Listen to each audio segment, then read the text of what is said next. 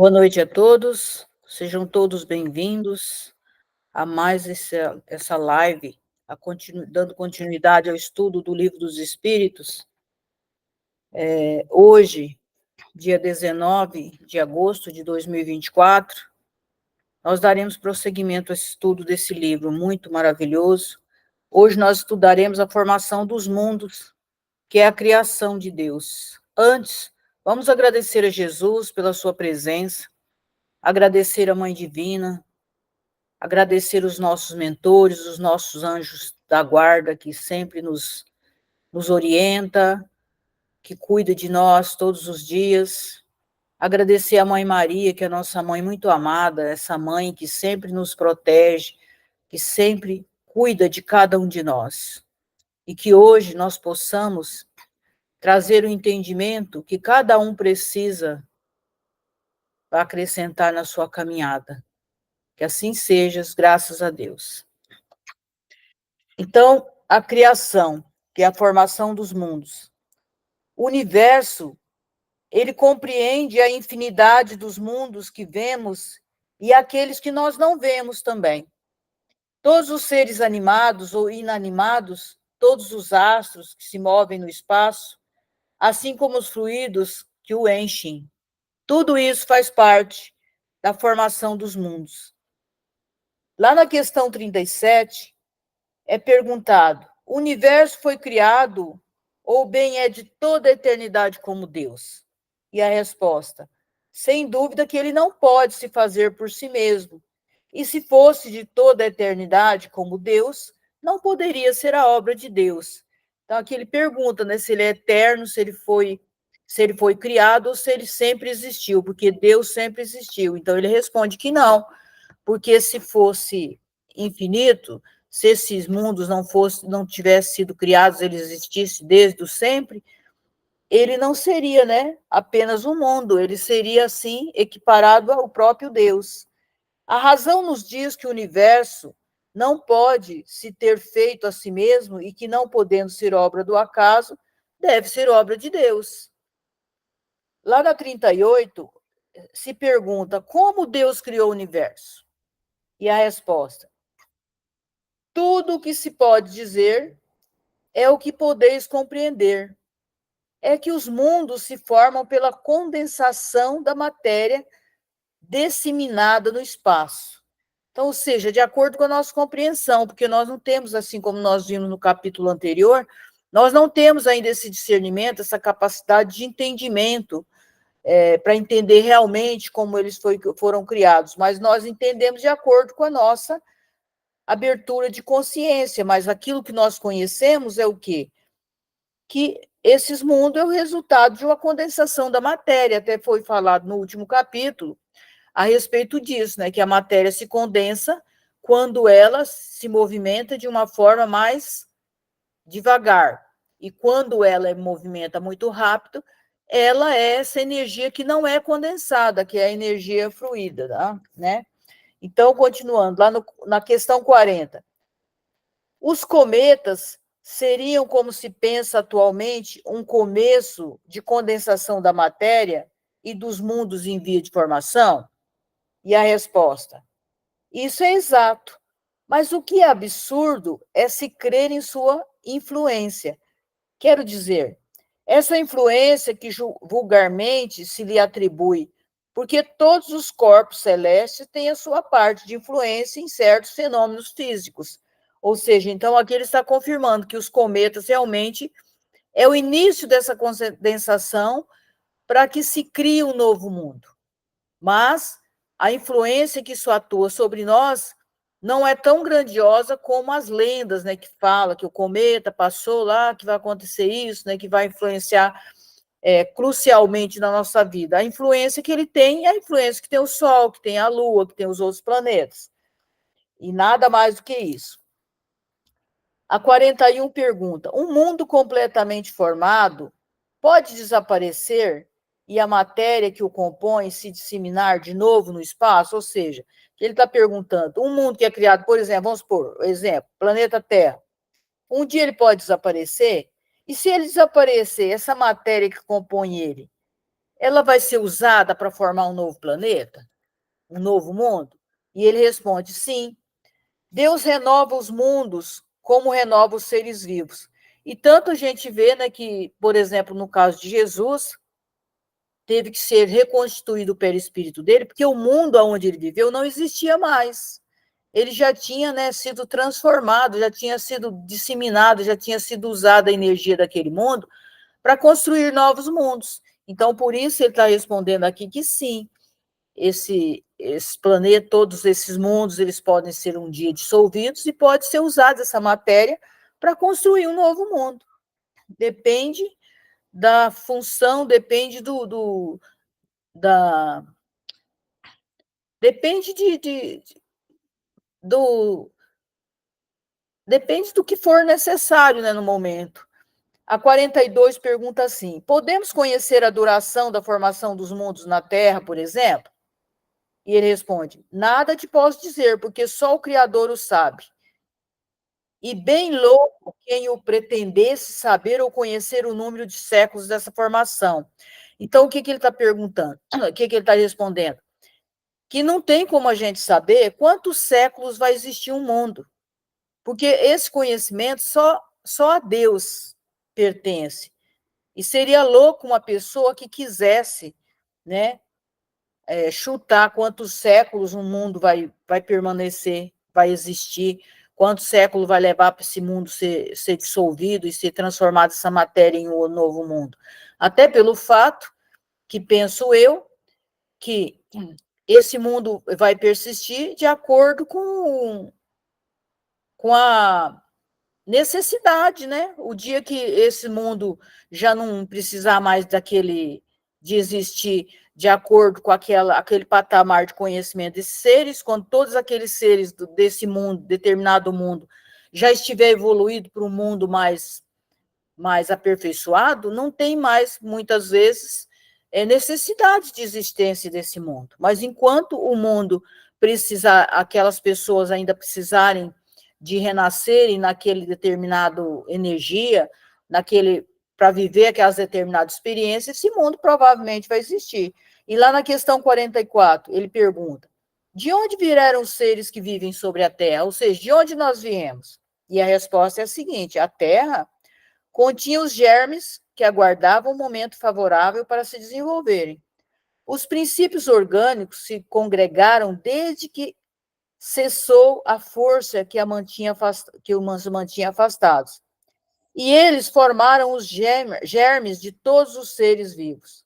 Os germes eles estiveram em estado latente e inerte, como a crisálida e as sementes das plantas, até o momento propício para a eclosão de cada espécie. Então, os seres de cada espécie se reuniram e se multiplicaram. Só que a gente sabe, né, que além desses seres que estavam ali adormecidos para explodir essa questão da vida do ser humano, assim, nessa crisálida, também mais tarde, né, vem aquelas pessoas que foram exilados de outros mundos, os quais estavam evoluídos e os habitantes não haviam evoluído o suficiente para permanecer energeticamente naquele planeta. Então, mais tarde, a gente sabe que vai vir as pessoas exiladas, assim como aqueles do planeta Terra estão sendo transportados, exilados para um outro planeta menos evoluído que o planeta Terra. E lá na 45, ele pergunta: onde estavam os elementos orgânicos antes da formação da Terra? Ou seja, onde que estava isso latente? E ele responde: eles estavam, por assim dizer, em estado de fluido pelo espaço, ou no meio dos espíritos, ou em outros planetas, esperando a criação da Terra para começar uma nova existência sobre um novo globo. A química nos mostra as moléculas dos corpos inorgânicos unindo-se para formarem cristais de uma regularidade constante. Segundo cada espécie, desde que estejam nas condições desejadas. A menor perturbação nessas condições basta para impedir a reunião dos elementos, ou pelo menos a disposição regular que constitui o cristal. Por que não ocorreria o mesmo com os elementos orgânicos? Conservamos durante anos sementes de plantas e de animais que não se desenvolvem senão em uma dada temperatura e num meio propício. Tem-se visto grãos de trigo germinarem depois de vários séculos. Há, portanto, nessas sementes um princípio latente de vitalidade que não espera senão uma circunstância favorável para se desenvolver. O que se passa diariamente sob os nossos olhos não pode ter existido desde a origem do globo. Essa formação de seres vivos, partindo do caos pela força da própria natureza, diminuiu alguma coisa da grandeza de Deus? Longe disso. Ela responde melhor à ideia de que fazemos de sua força se exercendo sobre os mundos infinitos por meio de leis eternas. Essa teoria não resolve, é verdade, a questão da origem dos elementos vitais, mas Deus tem seus mistérios e pôs limites às nossas investigações. Então, o que ele está dizendo aqui? Que assim como as sementes ficam séculos guardadas para depois germinar no momento adequado, onde o ambiente já estiver propício, por que não as pessoas também não ficaram nesse momento de adormecimento? Inclusive, né, a gente sabe que lá na Antártida existe um conservatório lá de sementes que tem a semente do mundo todo não, do planeta todo, planeta Terra, porque se um dia acontecer uma catástrofe muito grande, todas as sementes de todas as espécies estão guardadas ali, elas estão guardadas há muitos séculos, e elas estão propícias, se um dia precisar, elas vão ser germinadas, e assim ele está dizendo, por que não, de repente, nós também estivemos assim, dormitando, esperando o momento certo da Terra estar totalmente adequada para que nós resplandecesse, mas pode ser que nós estávamos também em um outro planeta, aguardando o momento propício para vir para a Terra, assim como aconteceu com os exilados mais tarde também. E aí, lá na 46, ele pergunta o seguinte: existe ainda seres que nasçam espontaneamente? Sim, mas o germe primitivo já existia em estado latente. Sois testemunhas todos os dias desse fenômeno. Os tecidos dos homens e dos animais não encerram os germes de uma multidão de vermes que aguardam para eclodir? Para eclodir? A fermentação, partida necessária na sua existência, é um pequeno mundo que dormita e que se cria, ou seja, os germes que vai nos devorar o nosso corpo físico, por exemplo, eles já existem em nós. Não é porque vai ser colocado nosso corpo lá na Terra que aí vai aparecer uma série de germes lá para decompor nosso corpo. Não, eles já estão em nós. A partir do momento que esse corpo cessa a vitalidade dele, esses germes que já estão em nós, eles entram em ação para que possa decompor essa matéria orgânica que o nosso corpo produz, né? Produz não, que existe, né? A existência dessa matéria orgânica no nosso corpo físico. Aí lá na 47, a pergunta é a seguinte: a espécie humana se encontrava entre os elementos orgânicos constituídos no globo terrestre? Ou seja, a espécie humana ela já encontrava nesses elementos orgânicos lá, assim como as sementes? E a resposta, sim. Ela veio ao seu tempo, foi o que levou a se dizer que o homem foi feito do limo da terra. Então, aqui, por isso que ele está dizendo, por isso que diz que as pessoas vieram da terra e para a terra voltará, porque já estava latente nessa matéria orgânica, esperando o momento adequado, que já estivesse a natureza adequada para que o ser humano pudesse, né, estar vivo aqui, porque antes não existia, o clima não era propício e o ser humano não conseguiria, né, se proliferar, mas a partir do momento que a terra ficou adequada, eles começaram a aparecer. Lá na 48, podemos conhecer a época do aparecimento do homem e dos outros seres vivos sobre a Terra? Não. Todos os nossos cálculos são quiméricos, ou seja, são insuficientes para imaginar como isso aconteceu. Assim como lá atrás já disse que só a Deus pertence esses mistérios, que nós não temos essa capacidade ainda desse entendimento e nem para receber esse conhecimento também. Lá na 49, a pergunta é a seguinte: se o germe da espécie humana, se ele já encontrava entre os elementos orgânicos do globo, por que não se formam mais espontaneamente os homens como na nossa origem? Ou seja, por que não eclode novamente esses seres sem da mesma forma que originou o ser humano na Terra? E ele responde: o princípio das coisas está nos segredos de Deus. Todavia, pode-se dizer que os homens, uma vez espalhados sobre a Terra, eles absorveram neles os elementos necessários à sua formação para transmitir segundo as leis da reprodução.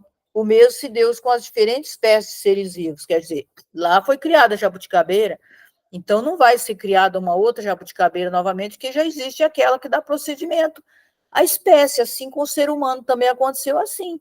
Já existiu o ser humano, tem necessidade mais, agora é através desse ser humano que a vida vai se acontecendo, né, progressivamente. Quer dizer, aquele ser humano tem filho, o filho dele tem outros filhos, não tem necessidade da criação espontânea, a não ser através dessa continuidade da espécie.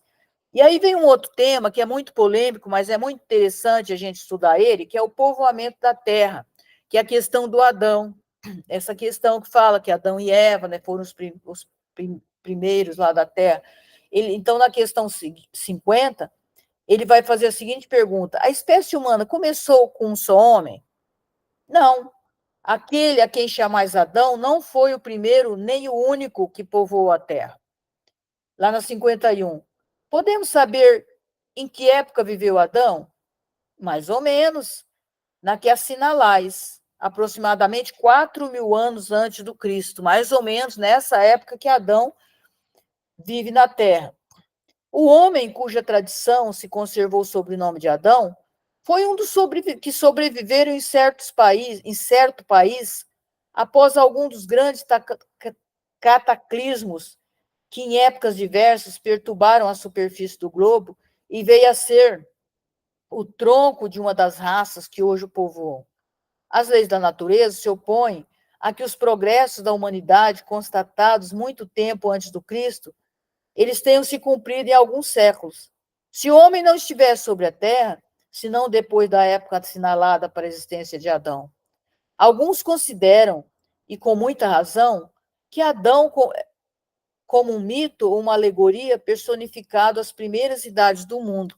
Ou seja, aqui ele está dizendo, né, que Adão, na verdade, é uma coisa meio mitológica. Ele, na verdade, representa o homem depois de alguma das catástrofes, porque existiam muitas catástrofes no mundo, assim como ainda poderá existir, né?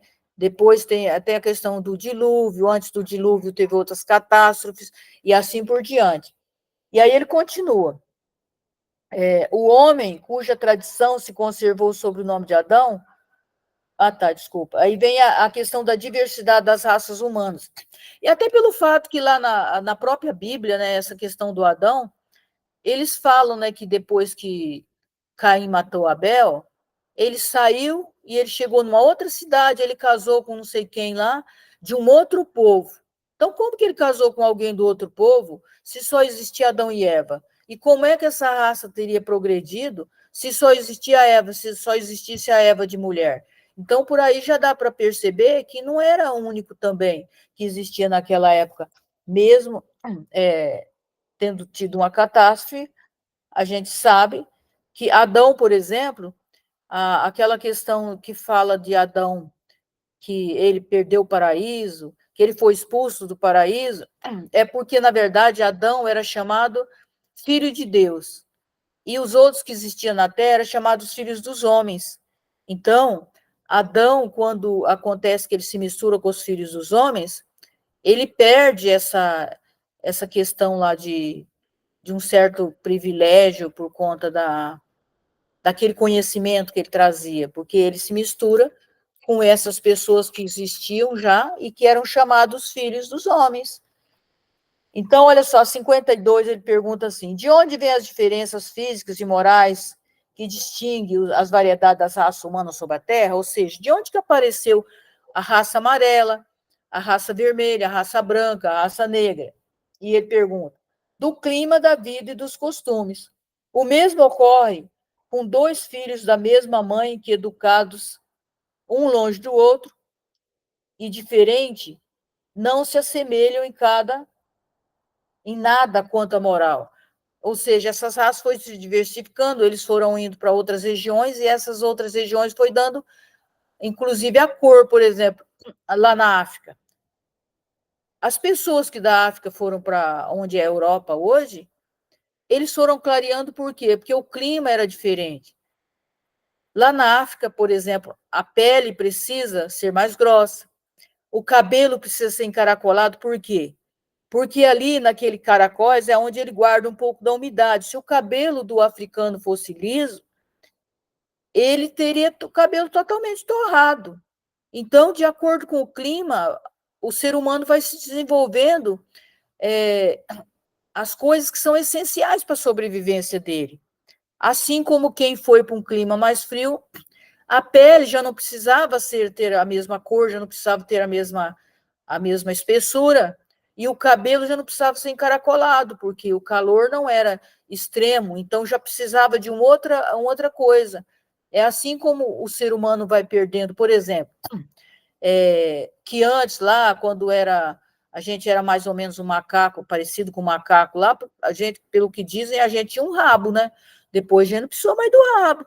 Aí a gente já perdeu o rabo, e assim por diante. Então, muitas coisas a gente não precisa mais daquilo, vai sendo substituído, ou vai sendo, já não tem mais necessidade. Então, por isso, vai acontecendo a modificação, de acordo com, até com a questão de educação mesmo. Tudo aquilo que a gente não usa, ele vai sendo descartado. Aquilo que a gente usa, ele vai sendo mantido.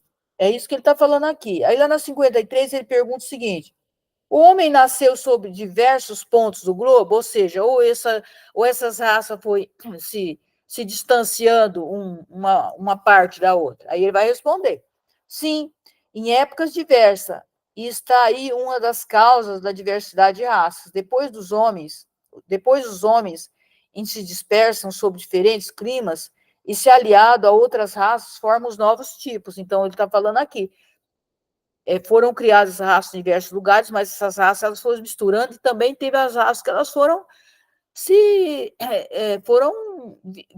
viverem, né, numa outra região diferente. Essas diferenças constituem espécies distintas? Certamente que não, todos são da mesma família. As diferentes variedades de um mesmo fruto impedem que pertençam à mesma espécie? Ele está perguntando a verdade, né? Certamente que não, todos são da mesma família. E ele está perguntando: as diferentes variedades de um mesmo fruto impedem que pertence à mesma espécie? Não. Por exemplo, existe a goiaba do campo, existe a goiaba que a gente cultiva na nossa casa, mas elas fazem parte da mesma espécie, da mesma família ali daquelas plantas. É nesse sentido que ele está dando o exemplo. Todos os homens são irmãos em Deus porque são animados pelo Espírito e tendem o mesmo fim? Não, e tendem o mesmo fim. Aqui ele está afirmando, tá? Todos os homens são irmãos em Deus porque são animados pelo Espírito e tendem ao mesmo fim. Ou seja, nós nascemos, nós crescemos, nós vivemos a experiência e nós saímos daqui e deixamos o corpo físico. Todo mundo acontece isso. Querem sempre tomar literalmente as palavras. Aí vem a questão da pluralidade dos mundos, ou seja, essa diversidade, essa quantidade de mundos. Lá no 55, ele pergunta o seguinte: todos os globos que circulam no espaço são habitados? Ou seja, todos os mundos são habitados? Ele está perguntando. E aí vem a resposta: sim. E o homem da Terra, ele está longe de ser, como crê, o primeiro em inteligência, em bondade e em perfeição. Todavia, há homens que se creem mais fortes, que imaginam que somente seu pequeno globo tem o privilégio de abrigar seres racionais. Orgulho e vaidade. Julgam que Deus criou o universo só para eles. É o caso da maioria dos terrícolas. Ontem enquanto a gente estava vindo para cá de Goiás, meu filho e o meu sobrinho começaram essa conversa, porque lá em Barra do Garça, lá na Serra do Roncador, eles falam lenda, né? Mas eu sei que não é lenda, provavelmente, né? Que lá tem os ETs, que as pessoas às vezes veem à noite, os ETs e tal. E aí eles vieram conversando sobre isso. E aí eles falaram que eles não acreditam que só na Terra é habitante. Quer dizer, eu Só questionei um pouquinho, mas eu não fui mais fundo, por quê? Porque o que adianta eu questionar uma pessoa que ela ainda não está preparada para ter esse conhecimento, para ela acreditar nisso. Não adianta eu falar, porque se a pessoa não está pronta ainda para acreditar nisso, para ela entender por todos os estudos, por todas as experiências que já foram vividas, eu estou perdendo meu tempo e, além disso, aquela pessoa ela não vai assimilar, por quê? Porque ela realmente não acredita naquilo, acredita que só o nosso mundinho existe. Por quê? Por que essas pessoas ainda não acreditam? Porque fala assim, poxa vida, mas eles já tiveram contato no outro planeta e nunca viu nenhuma pessoa lá. Não adianta eu dizer que as pessoas estão em outra dimensão, porque daí já vai ser um papo que eu vou ter que ficar horas e horas explicando as coisas, e nem nós, né, temos tanto conhecimento assim para convencer o outro, e até pelo fato que eu não tenho que convencer ninguém. Cada pessoa ela vai descobrindo a vida como ela funciona de acordo com o momento dela, com o entendimento dela. Então não adianta eu querer convencer uma pessoa que ela ainda não está pronta, assim como eu não estou pronta ainda para receber conhecimento além daquilo que eu já recebi. Então a gente tem que entender, aceitar, assim como eu acredito que existe vida em outros planetas, um dia essas pessoas também vão acreditar, e tem coisas que eu nem imagino que exista, que um dia eu também vou ter esse conhecimento, mas tudo ao seu momento. Então, continuando. Deus povoou os mundos de seres vivos, concorrendo todos com o objetivo final da providência. Acreditar que os seres vivos estão limitados ao único ponto que habitamos no universo seria pôr em dúvida a sabedoria de Deus, que não fez nada inútil. Ele deve ter determinado para esses mundos um fim mais sério que o de recriar nossa visão. Nada, aliás, nem na posição, nem no volume, nem na constituição física da Terra, não pode razoavelmente fazer supor que só ela tem o privilégio de ser habitada, com exclusão de tantos milhares de mundos semelhantes. Aí eu disse assim, já imaginou Deus ter criado toda essa complexidade para um planeta Terra, que a gente vendo lá do universo, a gente sabe que o planeta Terra é como se fosse uma cabecinha de alfinete, isso vendo do espaço onde o homem tem acesso, porque visto de mais longe ainda, com certeza a Terra é invisível, porque ela não tem não dá nem para ver esse pontinho. Vê esse pontinho de acordo até o homem conseguiu chegar no espaço. A 56, ele vai perguntar o seguinte: a constituição física. Ah, tá, desculpa, já falei, né? A constituição física dos diferentes globos é a mesma? Ele diz: não, eles não se assemelham de modo algum. Por que não se assemelham? Porque porque cada lugar, cada mundo, o ser, ele necessita de uma determinada energia específica. Por exemplo, nós aqui, os terráqueos, nós necessitamos de uma energia mais ainda grosseira, assim como quem habita os planetas mais evoluídos já é uma energia sutil. Eles já não têm mais esse corpo físico. Os corpos que eles usam lá já é mais sutil. A relação entre as pessoas é muito diferente da nossa. Eles não têm nesse contato físico que os seres aqui da Terra têm, já se relacionam através da parte energética, até os filhos já é feito através dessa troca de energia, sem ter esse contato, como os seres da Terra têm, né, desse contato físico, já é muito diferente, e aí ele continua. Sem dúvida, eles não se assemelham. Tá. A 57, a constituição física dos mundos não sendo a mesma para todos, seguir-se-á para os seres que o habitam uma organização diferente? Sem dúvida. Como entre vós, os peixes são feitos para viverem na água e os pássaros no ar. Então, aqui ele já está dando um exemplo, né? Que cada ser, dependendo da sua evolução, ele necessita de um determinado lugar. Os peixes, eles não vivem fora da água ainda. E o pássaro, ele já vive na terra, ele não vive dentro da água. A 58, os mundos que estão mais afastados do Sol estão privados de luz e de calor, uma vez que o Sol não se mostra a eles, senão sob a aparência de uma estrela? E a resposta, credes, pois, que não haja outras fontes de luz, de calor, senão o Sol, e não constatais por nada a eletricidade que em certos mundos tem um papel que desconheceis, muito mais importante que sobre a terra. Aliás, não dissemos que todos os seres vejam da mesma maneira vossa e com órgãos dispostos como os vossos. Ou seja, então nem todos os mundos precisam desse sol que nós conhecemos, eles existem outras fontes de calor que não é o sol. Devem ser apropriados ao meio para o qual foram chamados a viver. Se não tivéssemos jamais visto os peixes, não compreenderíamos como esses seres podem viver na água. Assim, acontece em outros mundos que contêm, sem dúvida, elementos que desconhecemos. Não vemos nós sobre a Terra as longas noites polares iluminadas pela eletricidade das auroras boreais? Que há de impossível que em certos mundos a eletricidade seja mais abundante que sobre a Terra e desempenhe um papel de ordem geral cujos efeitos não podemos compreender? Esses mundos podem, pois, conter em si mesmos as fontes de calor e de luz necessárias aos seus habitantes. Ou seja, nem todos os seres, nem todos os mundos necessitam desse calor que é do Sol. Eles podem viver com outro calor diferente. Considerações e concordâncias bíblicas referente à criação. Então, aqui ele já vai fazer uma comparação do conhecimento que a Bíblia traz, né? Que isso é importante para a gente refletir. Lá na 59, ele pergunta assim: os povos formaram ideias muito divergentes sobre a criação segundo o grau dos seus conhecimentos. Isso ele está afirmando.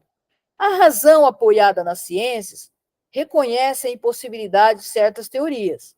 Aquela que foi dada pelos espíritos confirma a opinião admitida há longo tempo pelos homens mais esclarecidos.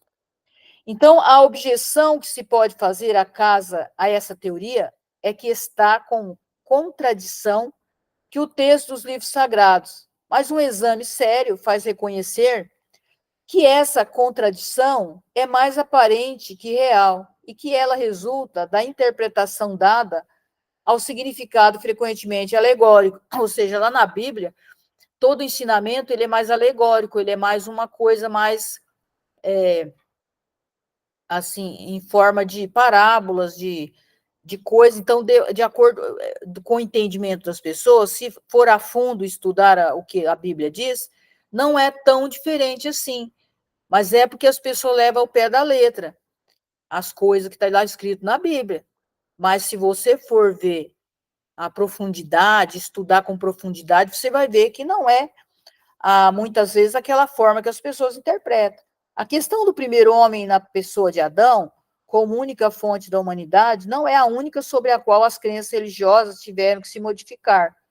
O movimento da Terra apareceu, em certa época, de tal forma oposto ao texto sagrado, que não houve tipo de perseguições que essa teoria não tivesse servido de pretexto, e todavia a Terra gira malgrado os anatemas, não podendo hoje ninguém o contestar sem agravar a sua própria razão. Ou seja, antes, muito conhecimento era proibido de ser disseminado porque contradizia lá com aquele entendimento que eles tinham da Bíblia. Mas hoje nós já temos um outro entendimento diferente daquele que nós tínhamos antes. A questão a Bíblia diz, igualmente, que o mundo foi criado em 6 dias. E ele fixa a época em torno de 4.000 anos antes da era cristã. Antes disso, a Terra não existiria, foi tirada do nada. O texto é formal. Eis que a ciência positiva, a ciência inexorável, veio provar o contrário. A formação do globo está escrita em caracteres perenes do mundo fóssil, estando provado que os 6 dias da criação são tantos períodos que cada um talvez de várias centenas de milhares de anos. Isto não é um sistema, uma doutrina, uma opinião isolada. É um fato também constante, como aquele do movimento da Terra, e a que a teologia não pode se recusar a admitir, prova evidente do erro em que podem cair tomando pela letra as expressões de uma linguagem frequentemente figurada. Ou seja, a Bíblia ela traz o sentido figurado. É preciso concluir que a Bíblia é um erro? Ele está perguntando. Não, mas que os homens se equivocaram na interpretação dessa Bíblia. Então, olha só, até essa questão do sexto dia. Quando fala que foi criado em 6 dias, a gente pensa que foi assim, criado numa semana, mas não. Esses dias é como se fossem muitas vezes milhares de anos, é porque é dividido em etapa, cada dia representa uma etapa dessa criação. Primeiro foi criada ali, estava a bola de fogo, depois essa bola foi resfriando, talvez de milhares de anos depois, aí foi nascendo um germezinho, daí levou mais milhares de anos para isso ir acontecendo até chegar aos nossos dias de hoje. Mas as pessoas olhou ali já faz 6 dias, já até pelo fato que o tempo da Terra é diferente do tempo, né, de Deus. A gente sabe que não é a mesma cronologia nossa. A ciência prova porque através dos fósseis, eles sabem, através do carbono, né, que é encontrado nesses fósseis, que o mundo existe muito mais tempo do que esses 4.000 anos antes de Cristo. Isso é provado pela ciência. Então, a ciência, ela escavando os arquivos da Terra, reconheceu a ordem pela qual os diferentes seres vivos eles apareceram em sua superfície. E esta ordem está de acordo com aquela indicada no Gênesis, com a diferença de que esta obra, ao invés de sair milagrosamente das mãos de Deus em algumas horas, ela se realizou sempre pela sua vontade, mas segundo a lei das forças da natureza, em alguns milhões de anos. Deus ficou, por isso, menor ou menos poderoso? Ele está perguntando. Só porque o tempo, no sentido figurado, é diferente do tempo real? Por acaso Deus é menos só por conta disso? A obra ficou menos sublime por não ter o prestígio da instantaneidade? Só porque o mundo não foi criado instantâneo, Deus vai ser menos poderoso? Não. Evidentemente, seria preciso se fazer da divindade uma ideia bem mesquinha para não se reconhecer a sua onipotência nas leis eternas que estabeleceu para reger os mundos. A ciência, longe de diminuir a obra divina, nola mostra sob um aspecto mais grandioso e mais conforme as noções que temos do poder e da majestade de Deus, pela razão mesma de se cumprir sem derrogar as leis da natureza, ou seja, Deus, ele criou os mundos de acordo com a natureza, de acordo com a evolução. Por isso que fala que a evolução não dá salto. Ela tem o seu ritmo próprio, e Deus, assim como ele não quer como fala, que a gente não cumpra essas leis, ele também, as leis dele são regidas de acordo com esse tempo. Não é de acordo com essa coisa, com a varinha mágica e vai transformar tudo. Assim como uma das coisas que Jesus mostrou como exemplo. Jesus veio, ele viveu como humano, ele cumpriu todos os requisitos da terra para mostrar o quê? Que tudo tem um tempo, que tudo tem uma lei a ser seguida, né? Ele não veio assim como mágica, diferente das pessoas, porque ele precisava mostrar isso. A ciência, de acordo nisso com Moisés, coloca o homem em último lugar na ordem da criação dos seres vivos, ou seja, Deus criou tudo, depois ele criou o homem. Todavia, Moisés indica o dilúvio universal no ano de 1654 do mundo, enquanto a geologia nos mostra o grande cataclismo anterior à aparição do homem, atendendo que, até hoje, não se encontrou nas camadas primitivas qualquer traço de sua presença, nem de animais da mesma categoria, sob o ponto de vista físico. Mas nada prova que isso seja impossível. Várias descobertas já fizeram surgir dúvidas a tal respeito. Pode ocorrer que, de um momento para o outro, se adquira a certeza material dessa anterioridade da raça humana. Então, se reconhecerá que, sobre esse ponto, como sobre os outros, o texto bíblico é uma alegoria. A questão é de saber que o cataclismo geológico é o mesmo que o de Noé. Ora, a duração necessária à formação das camadas fósseis não permite mais os confundir, e do momento em que se encontrarem os vestígios da existência do homem, antes da grande catástrofe, ficará provado ou que Adão não foi o primeiro homem, ou que a sua criação se perde na noite dos tempos. Então, contra a evidência, não há raciocínios possíveis. E seria preciso aceitar esse fato como se aceitou aquele do movimento da Terra e dos 6 períodos da criação, qual ele acabou de dizer. A existência do homem antes do dilúvio geológico, em verdade, é ainda hipotético. Mas eis aqui o que é menos. Admitindo-se que o homem apareceu pela primeira vez sobre a Terra 4.000 anos antes do Cristo. Se 1.650 anos depois de toda a raça humana foi destruída, à exceção de uma só família, disso resulta que o povoamento da Terra não data senão de Noé, quer dizer, de 2.350 anos antes da nossa era. Ora, quando os hebreus imigraram do Egito, o 18º século, encontraram este país muito povoado e já bem avançado em sua civilização. Então, a história prova que, nessa época, a Índia e outros países estavam igualmente florescendo, sem mesmo se levantar em conta a cronologia de certos povos, que remontam a uma época bem mais recuada. Seria preciso, pois, que, do 24º ao 18º século, quer dizer, num espaço de 600 anos, não somente a posteridade de um único homem pudesse povoar todos os imensos países estão conhecidos. Supondo-se que os outros não fossem, mas que, nesse curto intervalo, a espécie humana pudesse elevar da ignorância absoluta do estado primitivo ao mais alto grau de desenvolvimento intelectual, o que é contrário a todas as leis antropológicas. Ou seja, se tivesse ficado uma família só, como que eles teriam dado conta de povoar todo esse espaço de uma família só, né? Então, é uma coisa que é impossível dentro do raciocínio lógico. A diversidade das raças vem ainda em apoio desta opinião.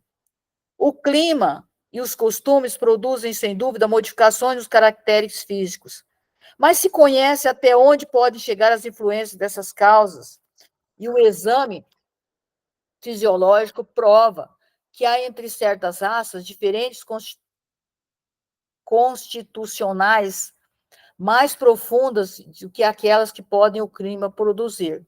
O cruzamento das raças, ele produz os tipos intermediários. Ele tende a apagar os caracteres extremos, mas não os produz. Não cria senão variedades. Ora, para que houvesse cruzamento de raças, era preciso que houvesse raças distintas. E como explica sua existência, lhes dando um tronco comum e, sobretudo, ainda próximo? Como se admitir que, em alguns séculos, certos descendentes de Noé se transformaram ao ponto de produzir uma raça etíope, por exemplo? Uma tal metamorfose não é mais admissível que a hipótese de um tronco comum entre o lobo e o cordeiro, o elefante e o pulgão, o pássaro e o peixe. Ainda uma vez, nada podem prevalecer contra a evidência dos fatos. Tudo se explica ao contrário, em se admitindo a existência do homem antes da época que lhe é vulgarmente assinalada a diversidade das fontes.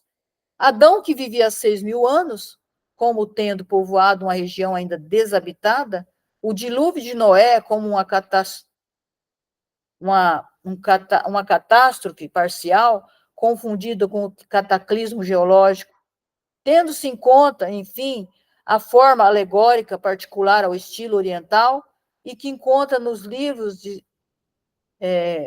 sagrados de todos os povos. Por isso é prudente não se negar apressadamente como falsas doutrinas que cedo ou tarde, como tantas outras, podem dar um desmentido àqueles que os combatem. As ideias religiosas, longe de perderem, engrandecem caminhando com a ciência. Esse é o único meio de não apresentarem ao ceticismo um lado vulnerável, ou seja, nós nunca podemos afirmar algo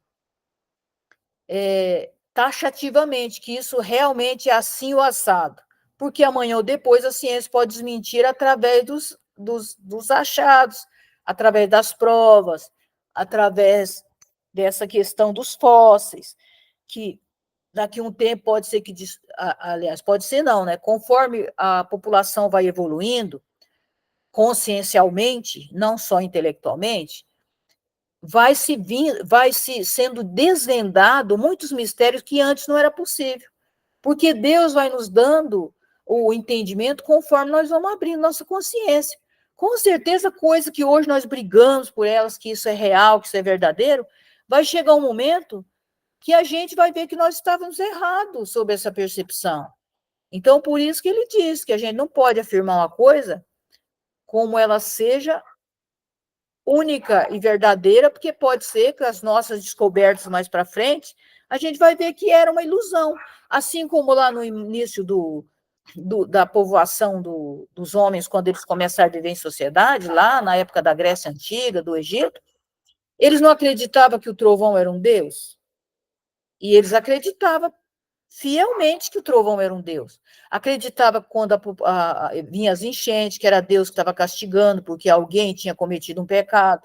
E para nós, que era nós mesmos que estávamos ali, era uma coisa verdadeira e não se discutia isso.